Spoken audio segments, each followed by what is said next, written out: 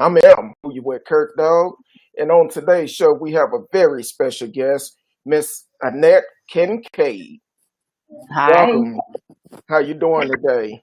I'm doing great. How about you, Curtis? And that's good. I appreciate you taking time out of your busy schedule and No allowing problem. us to come on here and talk for a couple of minutes. With everything that is going on, we are talking about mental health this month.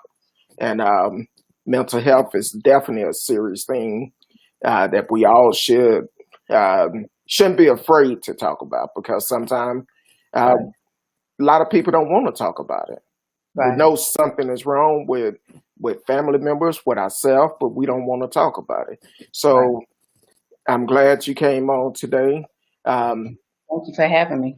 Appreciate it. And also, while you're tuning in, please live chat with us. If you have a question for Miss Kincaid, definitely send it in, and we will read it on the air.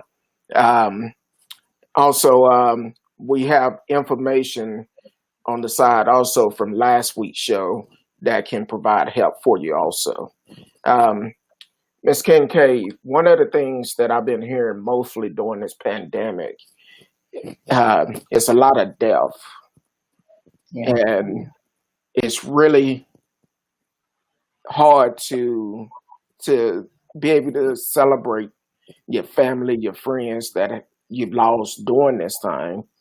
And what are some ways that we can try to do that with the restrictions that they have on homegoing service and everything? right.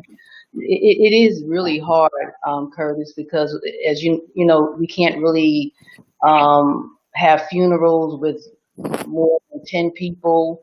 You can't be by your loved one's bedside at the hospital. If they're at the hospital, you can't be that by their bedside. So it's a sense of, it's a really a double sense or triple sense of loss. You know, you can't be by that loved one. You can't attend a funeral. So the only thing that you can do is really, truly, a lot of times funeral homes are having virtual funerals. I attended one about a couple of weeks ago. It felt really weird, but I was glad I was able to be a part of that celebration. But it wasn't the same. I'm not going to say it was the same.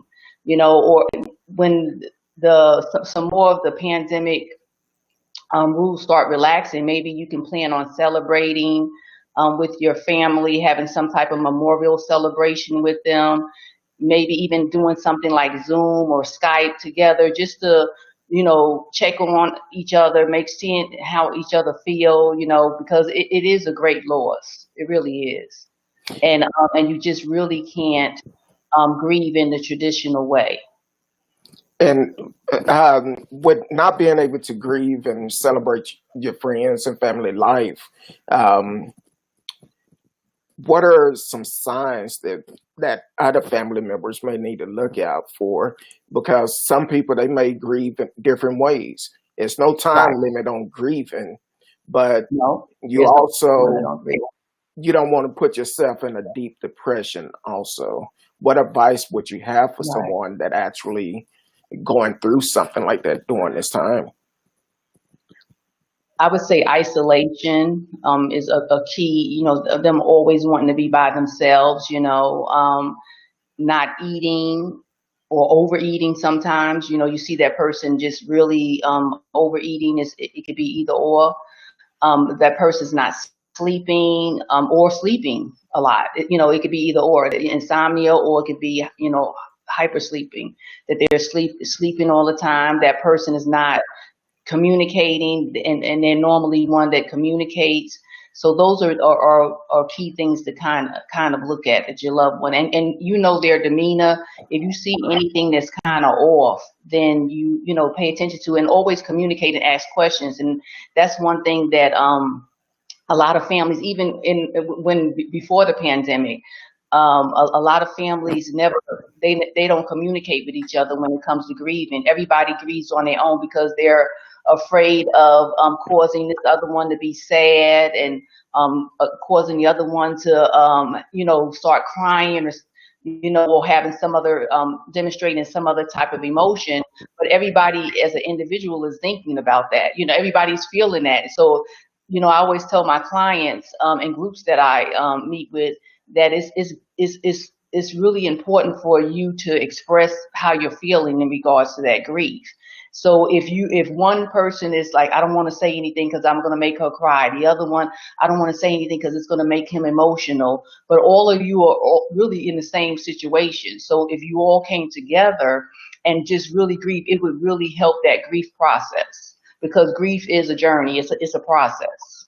Yes, and I feel that communicating between you and your family or your friends and expressing, just like you said, expressing exactly how you feel, Yeah. it will relieve a lot of stress off of you. Yeah, and so people are always concerned, about their loved ones. Oh, I don't want to make them emotional. I don't want to bring this up. But all of you are suppressing your feelings. And as I always say, if you don't grieve now, you're going to grieve later. You're going to grieve. That grief is going to come out in some shape or form. Yes, and also with Mother's Day just passing. Oh, yeah. I know with the lockdown and everything, a lot of people couldn't do their traditional go out to visit their mother, grandmother grave or anything like that. And that's another setback and depression that can sit in. But Yeah. we need to be able to have a support group, someone Right. that can actually support you to get through it. Yeah, and there's a lot of support groups out. I at my church, Cornerstone Baptist Church in Arlington, we just recently finished up our spring semester of Grief Share. We have a Grief Share program, and Grief Share is throughout. It's an international program in which you can.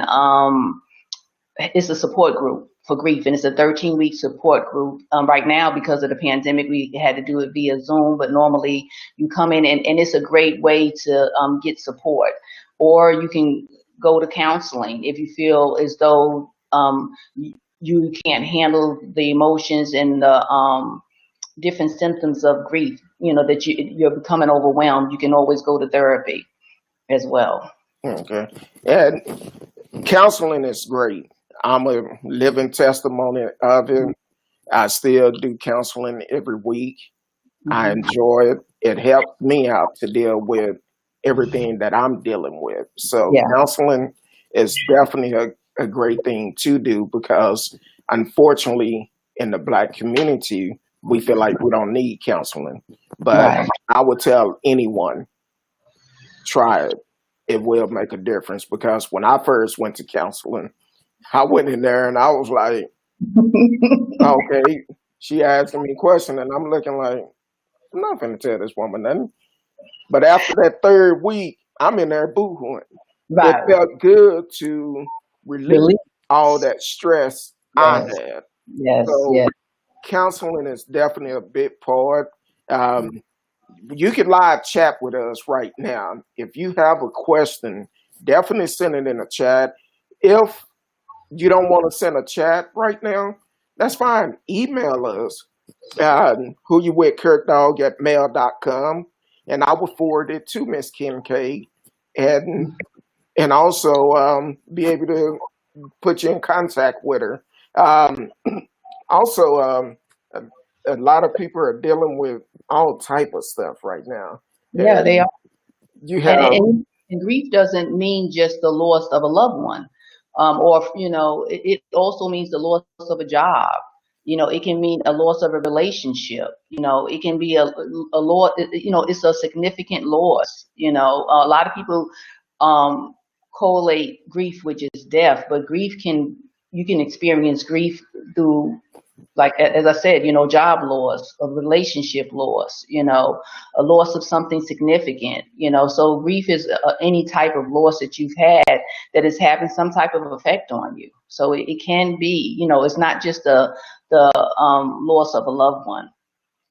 Um, and we have to be really conscious of who our feelings. A lot of times we tend to ignore our feelings. We tend to, put taking self-care on the back burner. We take care of everybody else and we don't really take care of ourselves. And we have to really learn how to self-care. That we have to, check, how am I feeling? Sometimes when I'm feeling a certain way, I'm like, am I getting depressed? I'm asking myself questions because I know it's not my normal, it's not my normal feeling, and a lot of time people put it, they just suppress it. Just like you talked about after your third therapy session, you felt relief, and you will feel that same relief once you start doing the work of getting all that out. And sometimes this stuff back all the way to your childhood, and you don't realize the effect that you have carried on from year after year after year after year until your adulthood. The effect that it's had on your life, the decisions that you made, the things that are actually going on. You really don't realize how the impact that it has on your life. Majority of my clients, we have to take it from childhood and bring it, to where they're at right now, and they can see how things that have happened in their childhood actually is the result of who they are right now. Because we're humans and we go by learned behaviors. And even though we may see behaviors that we didn't like in our household, 70 to 75% of the time, you will, mimic that same behavior, and Yeah. and it's just learned behavior. So basically, because I know Miss ooh, she gonna kill me. Yeah, You know, I think Miss Simmons, she my she men- colleague, yeah, yeah, she mentioned childhood last week. Now, uh-huh. when you talk about childhood, are you talking about physical abuse, sexual abuse, or any type of abuse? It could be any kind of abuse. It could be physical abuse, emotional abuse, sexual abuse. And sometimes, like I have clients that say, they grew up in a household that arguing, and they think arguing is normal, but in their household it was normal, but arguing is verbal abuse. And when I put that label on it, most of the time their facial expression changed because they're like verbal abuse. And I'm like, yeah, that is, arguing, raising your voice at each other. That is abusive behavior. Those are characteristics of abusive behavior. And a lot of people, then it puts a different spill on it for them. Okay. Well, if you experience any type of abuse as a child, that's another reason why you should see a counselor Hmm. because it can change your life. It Right. can make a difference with what's going on today. It will give you a different outlook. And it's okay to admit that you've been abused as a child.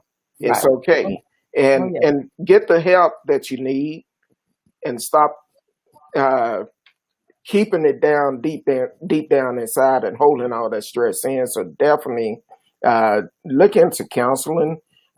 If your church have a Hmm. grief counseling, go there.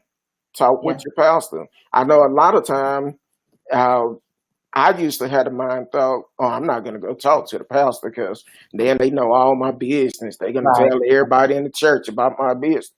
Right. No, a pastor Right. will keep it close to his heart. He won't tell nobody. He will follow up with you.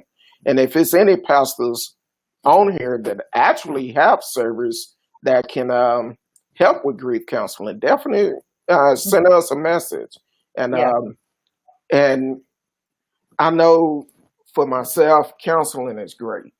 Yeah. Counseling is really great. And I've been in counseling myself, Curtis. And sometimes just talking to somebody who's not biased, that doesn't have that person is just somebody that's really, I would say, they say this God sent, that you're just able to express that you may not feel comfortable expressing to a family member. You may not feel comfortable expressing to your friends, and as I always tell my clients, I'm not here to judge you.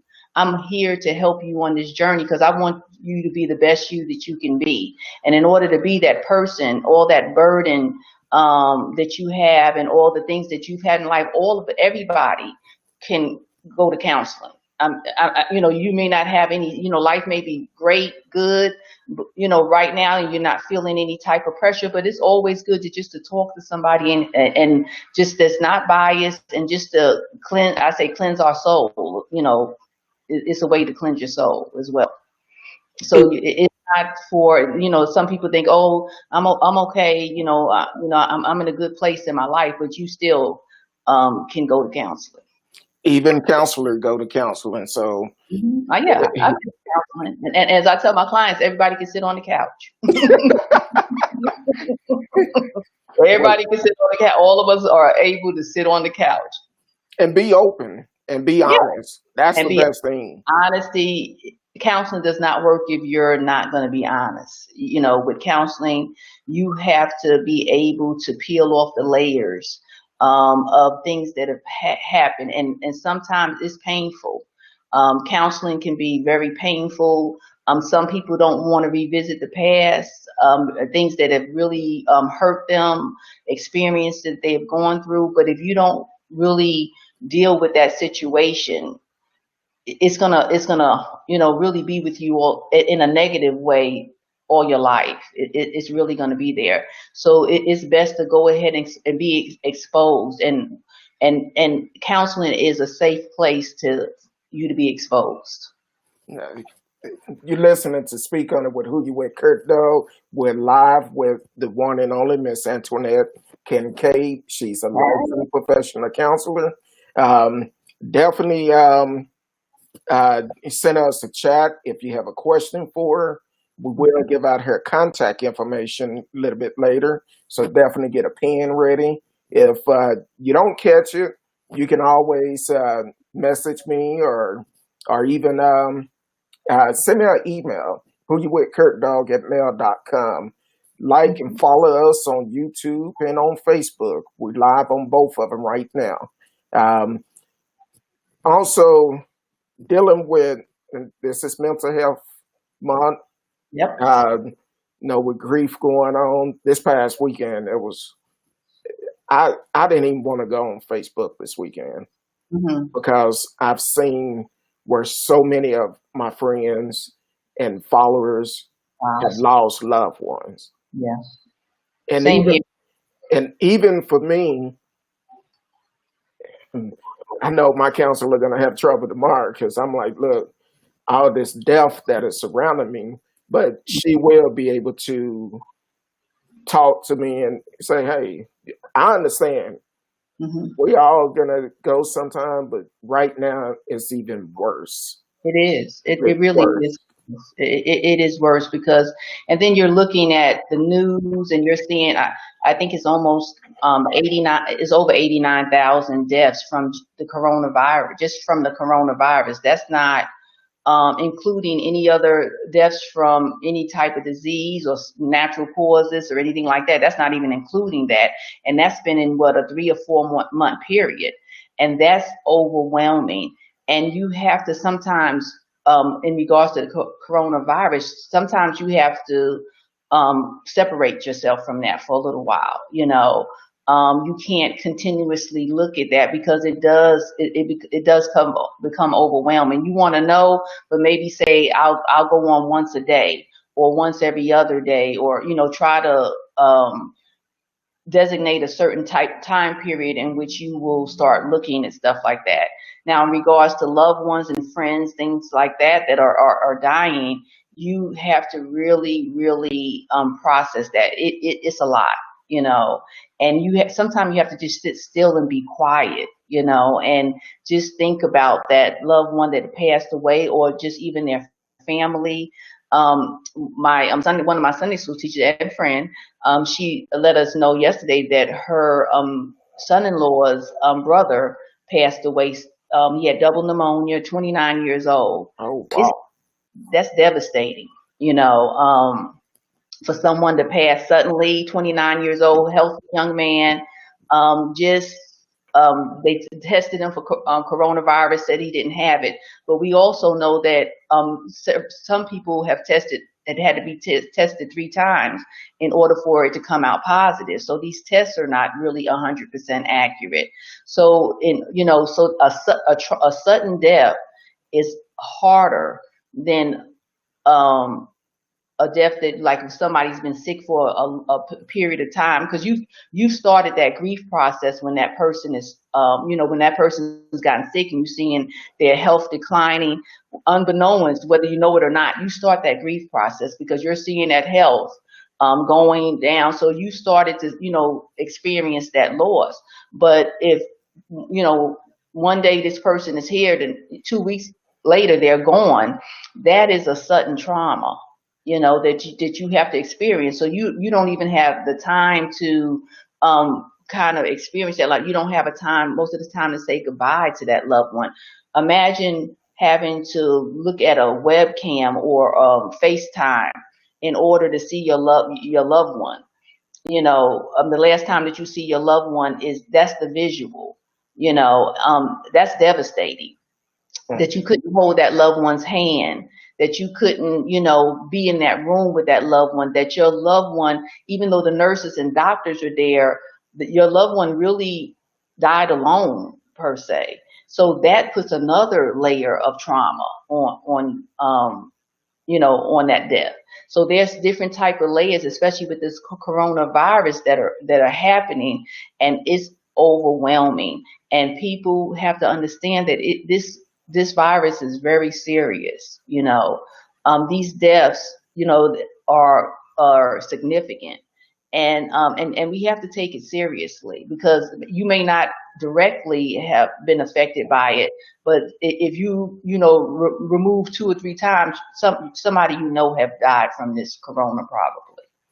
Yeah, it's definitely a serious disease that is going on. We have to take it serious. Just because they're opening things back up, I wouldn't take a chance going there. Right.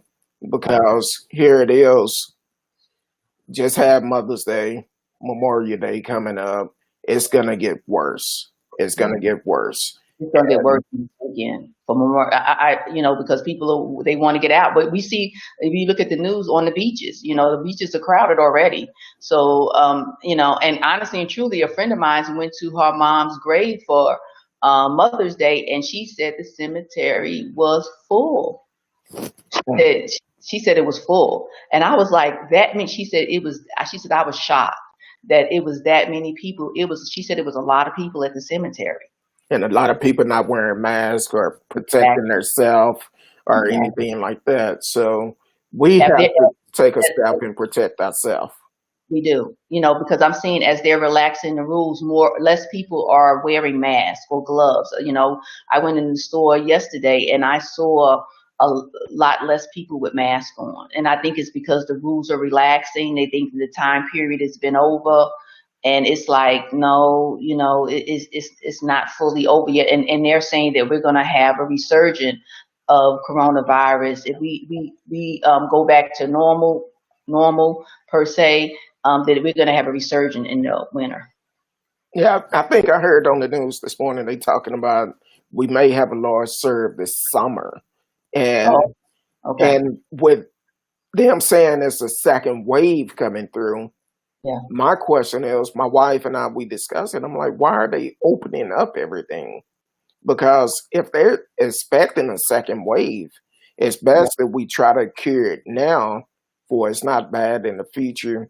Because if a second wave do come through, we're going to be on lockdown again. Everything going to be shut down, but it's going to be longer. So,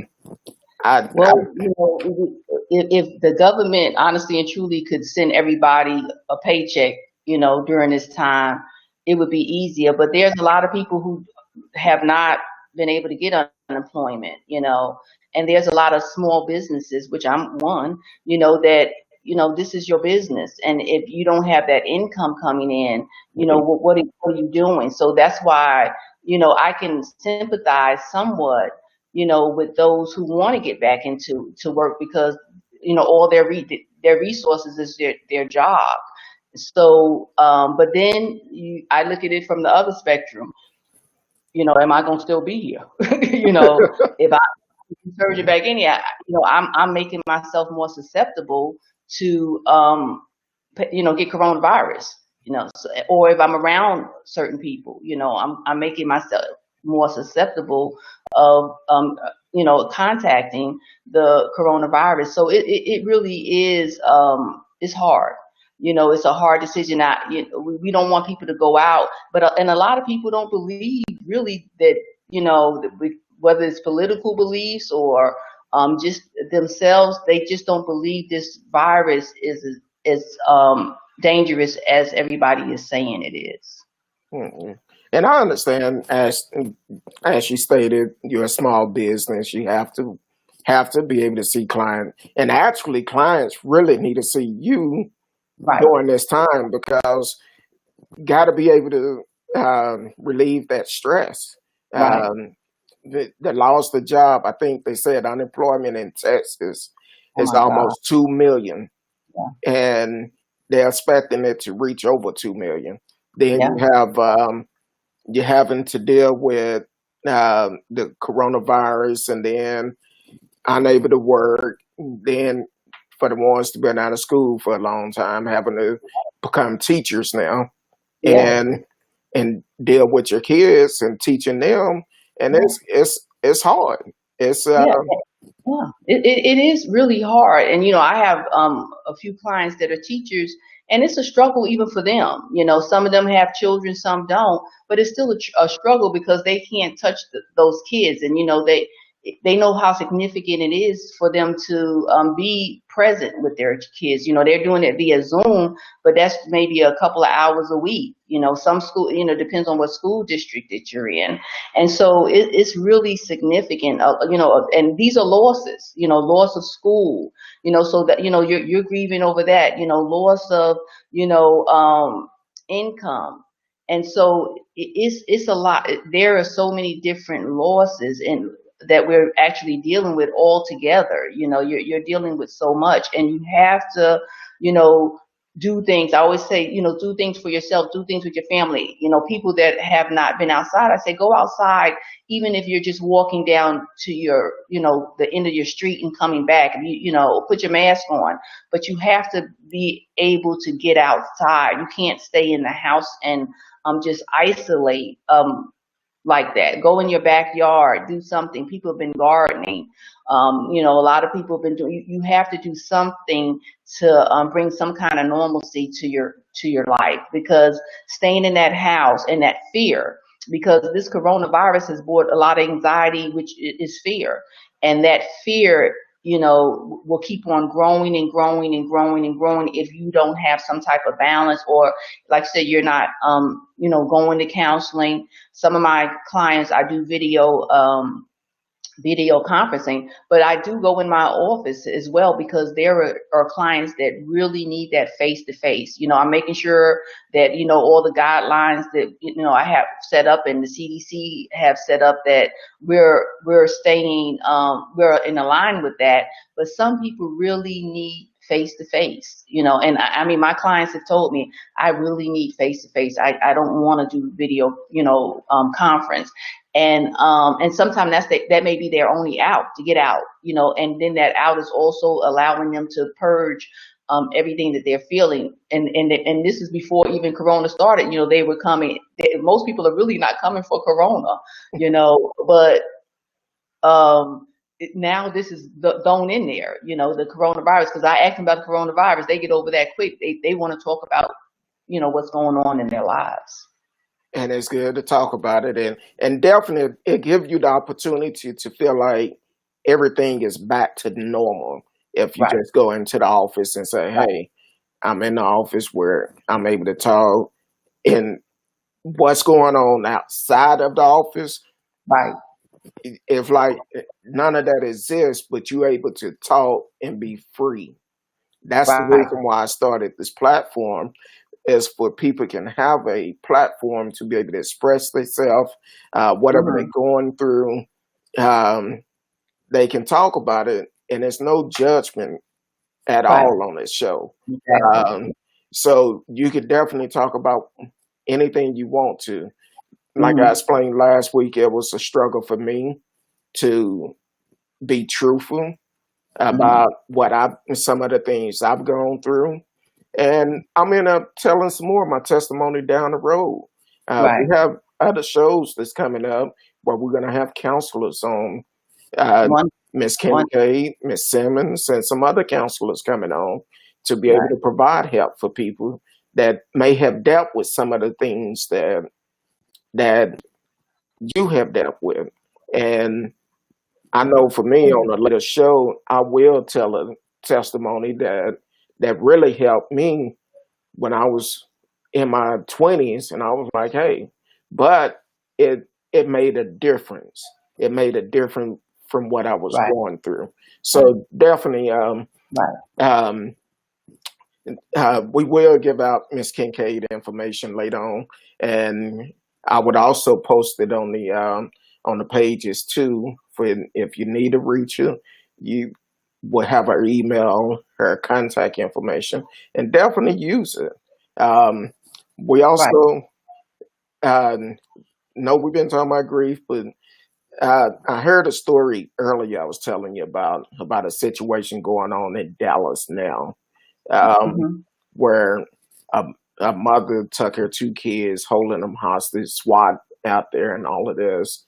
I haven't heard the latest update on it, but that's some form of mental health. No telling what she may be dealing with. Now, Right. and correct me if I'm wrong, mental health doesn't mean you have to go into a facility. Not It, all the time. bas- it basically realizing that something is not right and you need some help to be able to cope with what you're going through. Exactly. And and sometimes, we allow so much to pile in, we suppress so many things that happen to us, negative things that affect us. We just allow it to affect, we hold it in. We don't feel like when we're talking, people are not listening to us, and eventually it's going to explode in some way. I don't know whether the young lady that referring to earlier who was holding her kids hostage, whether she has mental illness. She can have schizophrenia, be bipolar, and a lot of people who have mental health disorders, several of them don't take their medicine, and that's significant. If I know a lot of clients, once they're feeling a little balanced and they're feeling better, they'll ease off taking their medication because they don't really want to take prescribed medication. But sometimes in our bodies, we have a chemical imbalance. And when we have that chemical imbalance, that prescribed medication makes that balance. It makes your body balanced. And when our body is balanced, then we're able to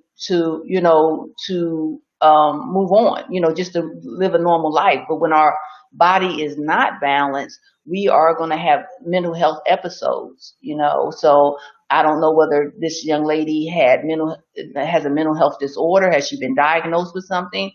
Or is she just overwhelmed, with everything that's happening? You see the food lines. The food lines have been expanding as far as 2 and 3 miles for people to get, Yes. you know, and people who, are blessed to go to the grocery store and just, just pay for their groceries don't realize the significance and how blessed they are to be able to do that, because a lot of people don't.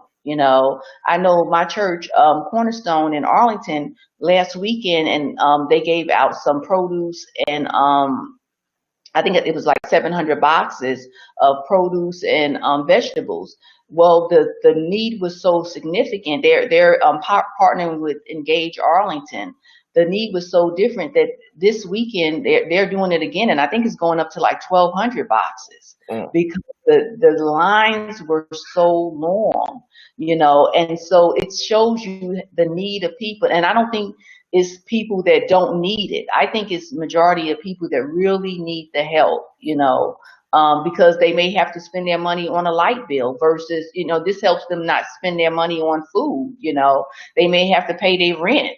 You know, they may have to pay their car note in order to make sure that they have some kind of transportation. You know, so you know, a lot of times when we have something, we don't realize the need for others, but the news has shown us that there's a great need out there. Um, the food pantries already, you know, a lot of times have significant clientele coming, but right now they're overwhelmed by it.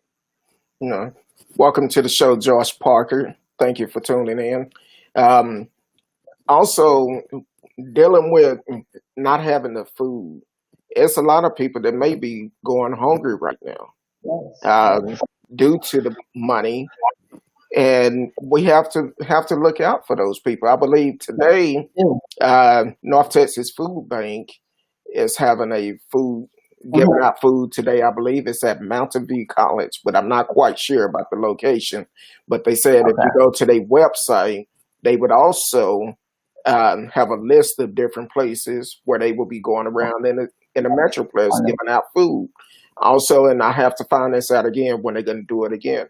My church, Friendship West Baptist Church, with the greatest Mhm. pastor that I feel of all, Dr. Frederick D. Haynes III. I Uh, know about but shout out to Dwight McKissick. It but was so. but with Dr. Haynes, even during this time, he's still serving the community. Yes. Um, I want to say about a week or so ago, they gave out a lot of food, and I Mhm. want to say they've done it 2 or 3 times since the pandemic have started. My So, church, yeah. so the churches definitely, if you're able to do it, step up, Right. help the And this is people what out. the church to me is about. It's not inside the church. The church is the communities. It's outside those, as they say, four walls, you know. And times like these are when the church needs to shine, you know, because we need, the community is in need. Yes, it is. Yeah. And if you're in a community and you just worrying about what's going on in your church and not about the community, you're Right. doing it for all the wrong reason. Right. And during this time, it's a test. I live by Matthews 25:40. Do it unto the least of these. Yes. And right Right. now is the time when we all should be doing that because there's a lot of people that have a lot less than what we have. Yeah. So, Yeah. and that's the way I look at it. And I um, spoke to a young lady the other day, you know, her and her kids are in a domestic violence shelter. And, you know, it's like, wow, you know, you really don't know what people are going through. People are in shelters. And she told me that was the eighth shelter she and her children had been in since January. oh You wow, know, yeah, yeah, it's the eighth shelter. And so, it's significant. You know, we really don't realize that, you know, a lot of people don't have, you know, a lot of people are in great need, and some needs are not being met. You know, people are living with other people, you know, because they can't afford rent. And so we have to be a compassionate people, people that are searching for needs, asking God, you know, where can I help? You know, what can I do, you know, in this pandemic? And a lot of times when we're depressed, one of the greatest things that we can do is help others. It releases all type of hormones within your body when you're helping. And I know for myself that when I volunteer and help somebody else, I get so many more benefits than that person that I help, you know. And so that's a great depressed reliever is to help somebody else. And right now, it may not be, you may not feel comfortable going to be serve on a food line or something like that. But sometimes it may mean calling somebody. It may mean writing a letter to somebody, you know, letting them get something. We saw even in the jail, I think, one last week in Fort Worth jail, it was like 20 cases or more. And I saw another jail last night. It was like 500 or 600 people in there that have coronavirus. So those kind of people, even praying for somebody, or praying for somebody that you don't know, praying for those in prison, praying for those who are in the shelter, those kind of things are things that you can do in order to help, and it's going to it'll really help you and bring the spirit up.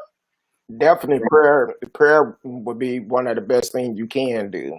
My wife and I, we pray for this world, pray for our family and our friends, everyone. Yeah. Want to give a shout out to Smash the Topic.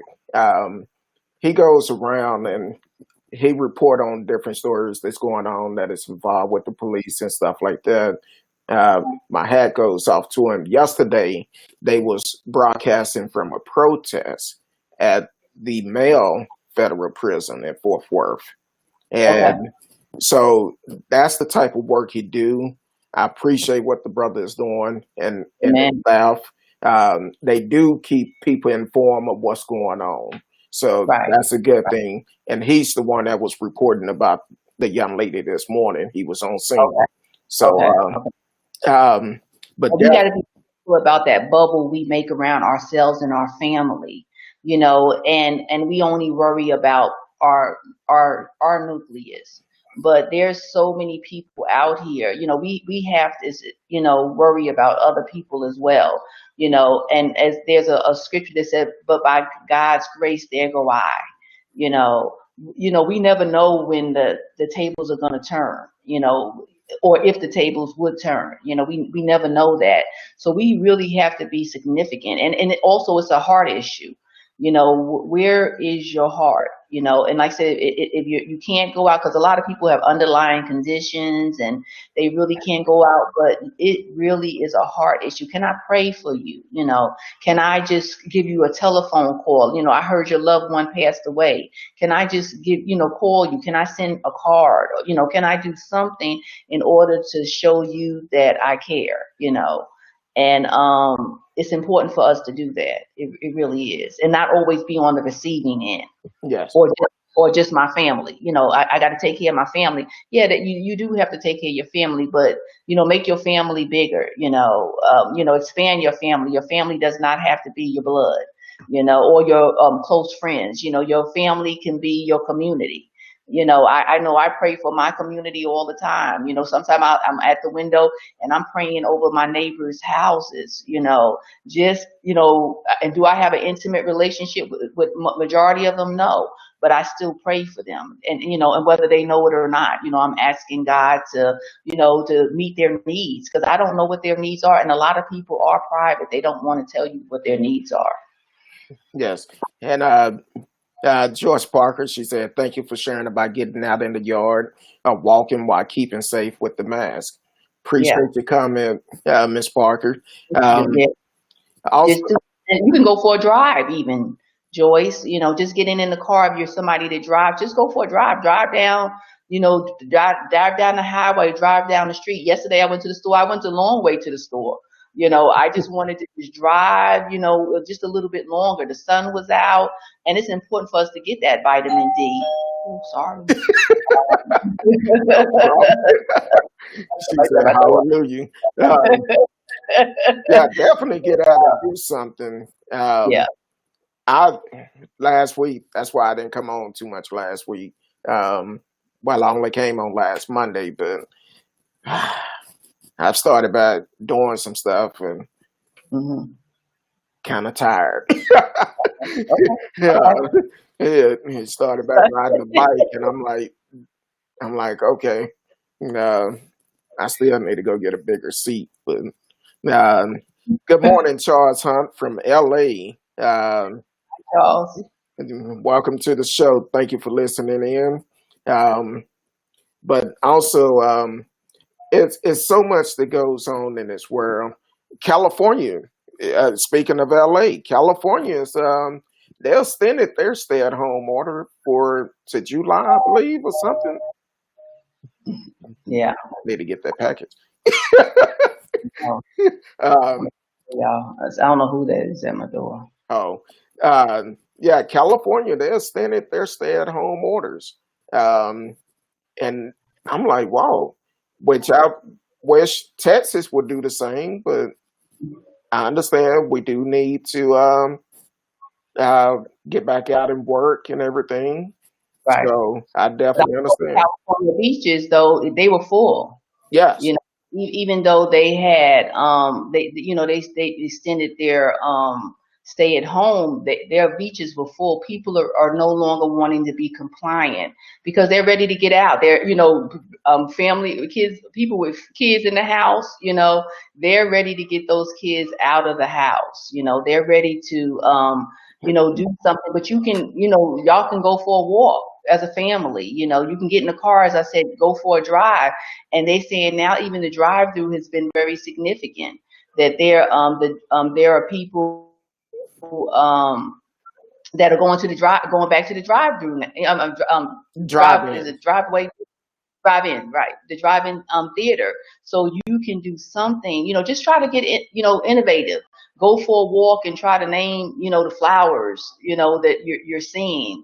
Start exercising. This is if that's something that I wasn't doing, but I have started to do. I've started to walk. And it helps me just get to release, those kind of burdens, to release, things that are on my mind, and it's giving me a time just to, just clear my mind when I walk. All right. And before we get up out of here, I really appreciate you coming on, spending this time Thank with you, me, Curtis, so much for inviting me. I and appreciate hopefully you come back again. But it. I will. Just let um, but also, and I'm gonna hit on it real briefly.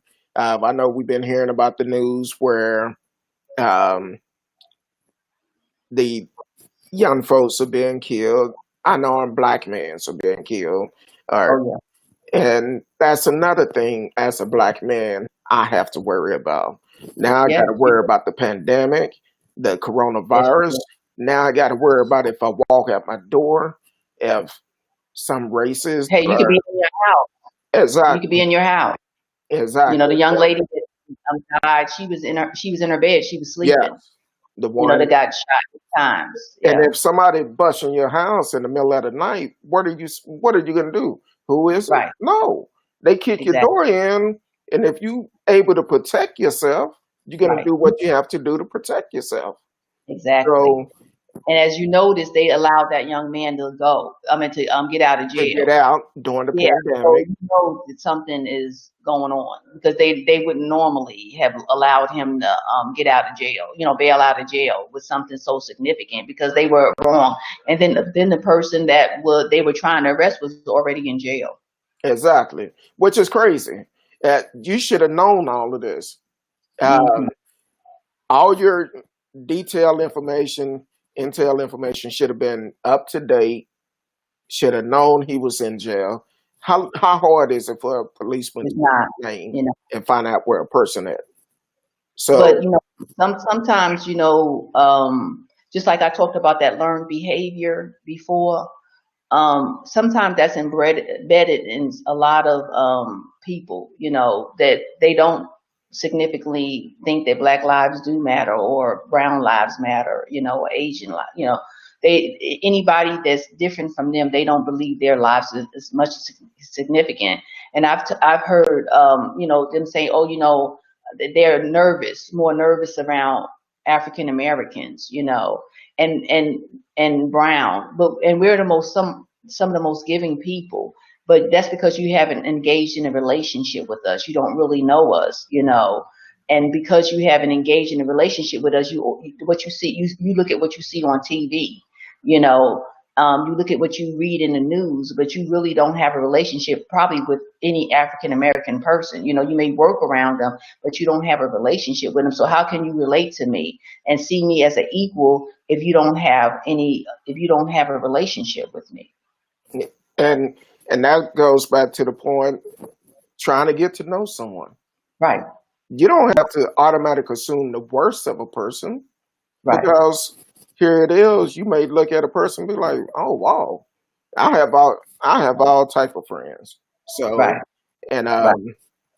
it's okay to be friends with other race. It's nothing Right, wrong with it. right. That's Matter of right. fact, you may actually learn something about that race, Right. which That's is right. good. And So, we will, and different doesn't mean bad, you know. We're different, but we're different from other African Americans. yeah, We're not all the same. Different does not mean bad. But you can't look at me and think you know my story. You don't exactly. know me just by looking at me. You don't know who I am. You don't know what I'm about. Just by looking at me. You got to have some. You have to engage in some type of conversation with me, and some kind of relationship with me to really know who I am. And that covers a period of time. But if you've been isolated only in your world, you make all kind of assumptions, and most of the times assumptions are wrong. The assumptions that we make about what somebody says, the assumptions that we make about other people, the assumptions that we make about all kind of things, most of the time are incorrect. But we are so into how we feel, our thoughts. But just because somebody thinks different doesn't mean that they're wrong. It just means that they think different than you. And where does that difference come from? The difference comes from how we were brought up.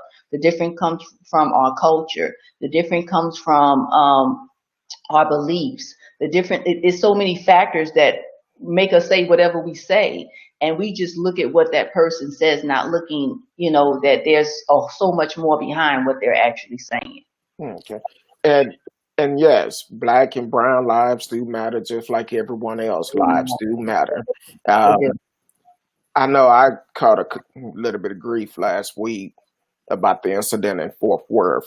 Um, and this is my personal opinion, which I believe I'm gonna do a show on it. The shooting that happened in Fort Worth on Mother's Day at the park, where it was Oh, over 600 people out there. Well, right. someone had posted a post that talked about um, Black lives don't matter.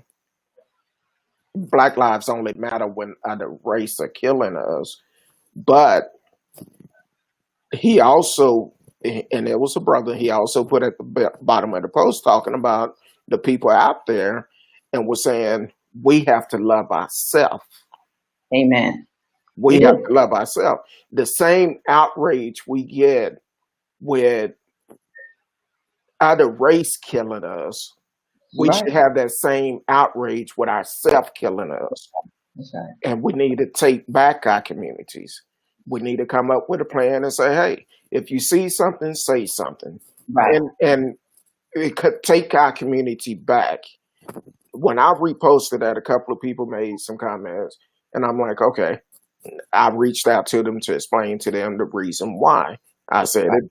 I didn't have to, but of course, no answer. So my whole thing is, yes, all Black lives do matter. All lives do matter, but we also should get upset when we have people in our own community doing Hmm. wrong in our community, whether if it's selling drugs, Right. killing folks. Every day Right. on the news, you're hearing about somebody getting shot, Right. and we should be Right. upset about that also. We So, should, Curtis. We should, and many people, they don't love themselves. They don't, they don't think significant about other. They don't think about others. I'm just here. This is how it is. This is, but what if you really started working? And that's what we talked about earlier about working, doing the work. Just really saying that, okay, this is who I am. We all have flaws. All of us do. yes, All of us. But do we really look at those flaws? Do we ever just really pay attention to who we are and make an honest assessment of who we are? Putting on a piece of paper.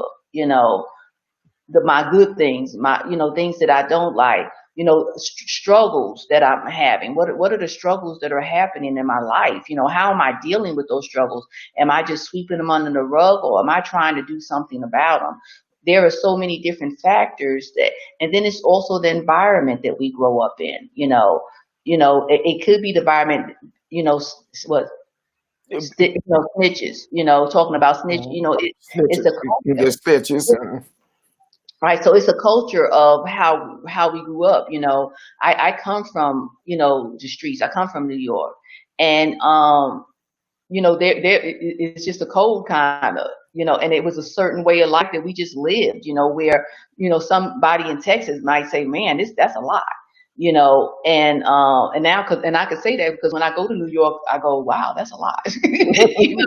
It's a lot now, I've been removed from it, but it is a lot, but each person in their environment, they say, this is how it is, and this is how I'm living.